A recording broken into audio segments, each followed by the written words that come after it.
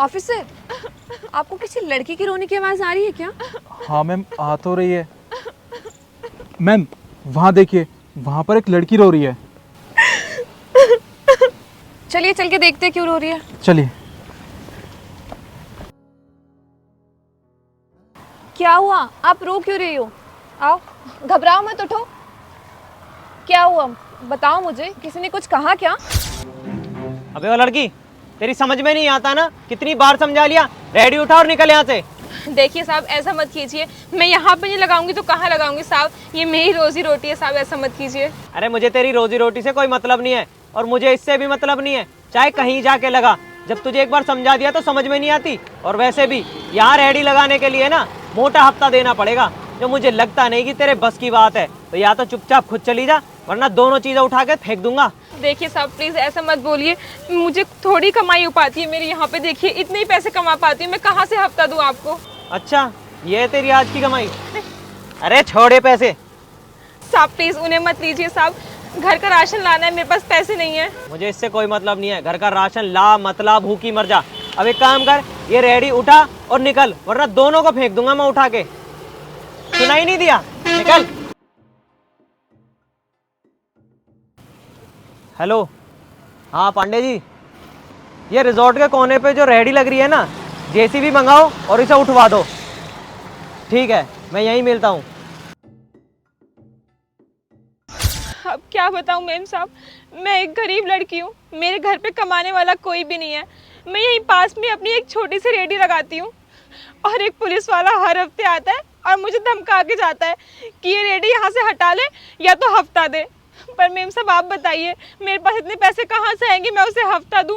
और मुझे ही नहीं, मुझ जैसे हर गरीब को तंग करता है मेम साहब वो। और आज तो उसने हद कर दी, मुझे मेरी ठेली से भगा दिया और मेरा सामान भी नहीं उठाने दिया। अब मैं कहाँ से लाऊंगी पैसे? मेरे घर में तो राशन भी खत्म हो गया है। कौन सा पुलिस वाला है वो? वो मुझे नहीं पता कौन सा है, पर वो रोज आता है और हमसे हफ्ता मांगता है। मैडम, ऐसे पुलिस वालों की वजह से सारा डिपार्टमेंट बदनाम होता है। आप कहें तो उसे यहाँ लेके आऊँ? नहीं नहीं, आप कुछ नहीं करेंगे। उसको तो मैं अपने हाथों से पकड़ूंगी, रंगे हाथ पकड़ूंगी मैं उसको। और उसको सबक सिखाना पड़ेगा कि कैसे वो अपनी वर्दी का गलत इस्तेमाल करके गरीबों पे धौंस दिखाता है, उनसे पैसे ऐंठता है। उसको जब तक सबक नहीं सिखाएंगे ना, उसने आज एक गरीब के साथ ऐसा करा है, कल किसी और के साथ करेगा। उसको तो सबक सिखाना ही पड़ेगा। कहाँ पर है वो? वो अभी यहीं पे होगा, मेरी ठेली के पास ही। आप चलिए मैं दिखाती हूँ। चलिए ऑफिसर। चलिए।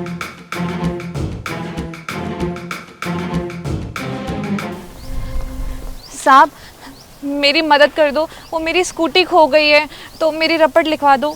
मैडम आप पागल वागल हो क्या? आप में जरा भी दिमाग नहीं है? ऐसे रोड पे खड़े होकर रिपोर्ट लिखी जाती है क्या? एक काम करो, थाने में जाओ, वहाँ जाकर रिपोर्ट लिखवाओ। साहब मैं यहाँ पे नहीं हूँ, मुझे थाने का पता वता नहीं है। आप मुझे थाना बता दो, मैं जाके रपट लिखवा लूंगी। सरकार ने मुझे तुम्हारी गुलामी करने के लिए रखा हुआ है क्या? या फिर मैं तुम्हारा नौकर हूँ? अरे मैं सरकारी नौकर हूँ, ठीक है? मैं सरकार की बात मानता हूँ, राह चलते लोगों की बात नहीं मानता। और वैसे भी मैं तुम्हारी रिपोर्ट क्यों लिखूं? थाना ढूंढो और जाके लिखवाओ। साहब मेरे पास पैसे भी नहीं है, मैंने बताया तो मेरी स्कूटी खो गई, मैं नहीं हूँ इस जगह पे। साहब मेरी मदद कर दो। अच्छा, पैसे भी नहीं है? वैसे भी कपड़ों से भी तू फटीचर ही लग रही है, और ऊपर से तेरे पास पैसे भी नहीं है। तो मैडम थाने जाने का भी ना कोई फायदा नहीं होगा, क्योंकि वहाँ ना सिर्फ अमीर लोगों की रिपोर्ट लिखी जाती है, जिनके पास मोटा पैसा होता है, तुम्हारे जैसे फटीचरों की नहीं। तो एक काम करो, अपनी स्कूटी अपने आप ढूंढ लो। साहब मतलब जिसके पास पैसे नहीं है, क्या उसकी रपट नहीं लिखाई जा सकती? बिल्कुल नहीं लिखी जाएगी। तुम्हें पता है पूरा सिस्टम ऊपर से नीचे तक ना करप्ट हो चुका है। सबको चाहिए मोटी घूस, और हमारे यहाँ भी ना घूस लेकर ही रिपोर्ट लिखी जाती है। तो एक काम करो, अपनी स्कूटी अपने आप ढूंढ लो। पर साहब मैंने तो सुना है कि रपट लिखवाने के पैसे नहीं लगते हैं। अभी बताया ना तुम्हें कि पूरा सिस्टम करप्ट हो चुका है। तुमने एकदम सही सुना है कि FIR लिखवाने के कोई पैसे नहीं लगते। पर वो क्या है ना, हम लोगों को भी अपना खर्चा चलाना होता है ना। हम तो रिपोर्ट लिखने की घूस लेते ही हैं। अगर घूस देने के पैसे हों तो ठीक है, वरना तुम कहीं और जा सकती हो। शायद आप जानते नहीं है कि मैं कौन हूँ। तेरे कपड़ों से साफ पता चल रहा है, गांव की गवार फटीचर चारा ढोने वाली लग रही है। और कौन हो सकती है तू? ओ हेलो, तुम्हारी हिम्मत कैसे हुई मैडम से इतनी बदतमीजी से बात करने की? तुम्हें पता है कौन है मैडम? IAS ऑफिसर है, समझे तुम? IAS officer? तुम्हारे पास क्या सबूत है कि IAS ऑफिसर है? हाँ आपने बिल्कुल सही सुना, मैं IAS ऑफिसर ज्योति से। जय हिंद मैडम। मैडम मुझे माफ़ कर दीजिए, मुझसे ना अनजाने में गलती हो गई, मैं आपको पहचान नहीं पाया, इसलिए मैं इतना उल्टा बोल गया आपसे। I am really sorry. You are sorry now, क्योंकि मैं एक आईएएस ऑफिसर हूँ। अगर मेरे अलावा कोई नॉर्मल सिटीजन होता तो तब तो आप उसके साथ इसी तरीके का व्यवहार करते ना। आपको आपकी गलती के लिए बिल्कुल भी माफ़ी नहीं मिलेगी, सस्पेंशन मिलेगा डायरेक्टली। हाँ मेम साहब, इसे माफ़ करना ही मत, ये सबको परेशान करता है। आज अपने में बात आई तो माफ़ी मांग रहा है आपसे। नहीं मैडम, देखिए मुझसे बहुत बड़ी गलती होगी, मैं अपनी गलती एक्सेप्ट कर रहा हूँ, और आप कहें तो मैं इस लड़की से भी माफ़ी मांगने के लिए तैयार हूँ। मैंने इसके साथ भी बहुत गलत किया है, देखो मुझे माफ़ कर दो ma'am, I am really sorry, पर आप प्लीज़ मुझे सस्पेंड मत कीजिए। माफ़ी?